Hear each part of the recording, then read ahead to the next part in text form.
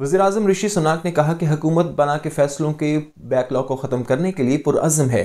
آئندہ سال کے آخر تک بیک لاگ کا خاتمہ کر دیا جائے گا۔ اس عمل کے لیے مزید عملے کا وعدہ بھی کیا گیا ہے، جبکہ دوسری جانب لیبر پارٹی نے حکومت کے دعووں سے اتفاق نہیں کیا۔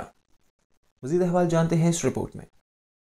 وزیراعظم رشی سناک نے کہا ہے کہ حکومت پناہ کے ابتدائی فیصلوں کے بیک لاگ ختم کرنے کے لیے پرعزم ہے اور آئندہ سال کے آخر تک بیک لاگ کا خاتمہ ممکن ہے۔ سیاسی پناہ کے کلیمز کا مسئلہ حل کرنے کے لیے مزید عملہ فراہم کریں گے۔ تفصیلات کے مطابق وزیراعظم نے ہاؤس آف کامنز میں کہا ہے کہ حکومت اگلے سال کے آخر تک پناہ کے ابتدائی فیصلوں کے بیک لاگ کو ختم کرنے کی توقع رکھتی ہے، جبکہ حزب اختلاف لیبر پارٹی نے حکومت کے دعووں سے اتفاق نہیں کیا۔ وزیراعظم رشی سناک نے مزید عملے کا وعدہ بھی کیا ہے کہ جس سے اگلے سال کے آخر تک برطانیہ کے سیاسی پناہ کے کلیمز کو حل کرنے میں مدد مل سکتی ہے۔ وزیراعظم کے ذریعے منظر عام پر آنے والے منصوبے کے تحت البانیوں کے کلیم سے نمٹنے کے لیے 400 ماہرین پر مشتمل ایک یونٹ قائم کیا جائے گا، لیکن پناہ گزینوں کے خیراتی اداروں نے ان منصوبوں کو ظالمانہ اور غیر مؤثر قرار دیا۔ وزیراعظم کے سرکاری ترجمان نے بعد میں کہا کہ یہ عہد صرف 28 جون سے پہلے کیے گئے دعووں سے متعلق ہے، جب نیشنلٹی اینڈ بارڈرز ایکٹ نافذ ہوا تھا۔ انہوں نے کہا کہ یہ 92,601 ابتدائی سیاسی پناہ کے دعووں پر مشتمل ہے۔ لیبر کے shadow home secretary Yvette Cooper نے کہا